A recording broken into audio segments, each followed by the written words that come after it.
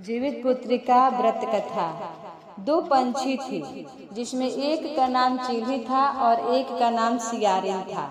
दोनों आपस में सखी थी। दोनों ने जीवित पुत्री का व्रत करने का आपस में सलाह किया। वहीं पीपल के वृक्ष की शाखा पर बैठकर उस चील ने और सियारिन ने व्रत किया।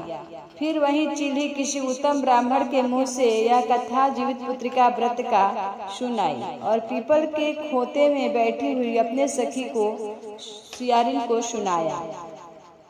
कथा आधी हुई थी कि उसे भूख लग गई और वह उसी समय शव से भरे हुए शमशान में पहुंची। वहां उसने इच्छा भर मांस खाई और चीली बिना खाए पिए रह गई और सवेरा हो गया।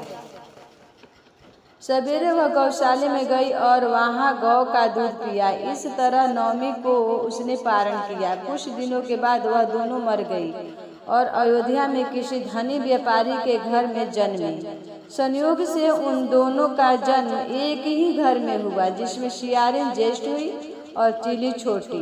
वे दोनों सभी शुभ लक्षणों से युक्त थी, इसलिए बड़ी लड़की काशी राज के और छोटी उनके मंत्री के साथ गृहपत्य अग्नि के सामने विधि पूर्वक ब्याही गई। पूर्व जन्म के कर्म फल से वह मृगनयनी रानी हुई।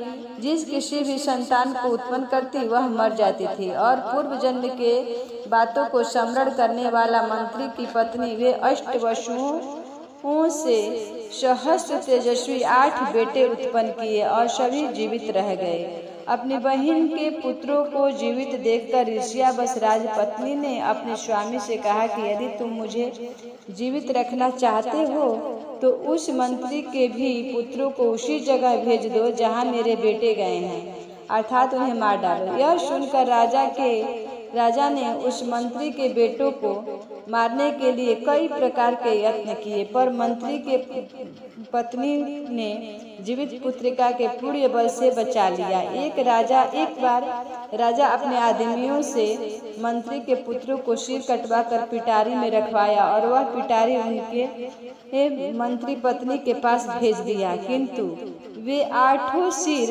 बेशकीमती जवाहरात हो गए और भले चंगे वे 8 लड़के अपने माता के पास चले गए। उनको जीवित देखकर राजपत्नी को बड़ा विस्मय हुआ। अंत में वह मंत्री की पत्नी के पास गई और उसने पूछा, बहन, कौन सा ऐसा पुण्य किया है जिसमें बार बार मारे जाने पर भी तुम्हारे बेटे नहीं मरते हैं? इस मंत्री की पत्नी ने कहा, पूर्व जन्म में मैं चीली थी और तुम सियारिन। हमने और तुमने दोनों साथ साथ जीवित पुत्रिका का व्रत किया था। तुमने व्रत के नियमों का भली भांति पालन नहीं किया था।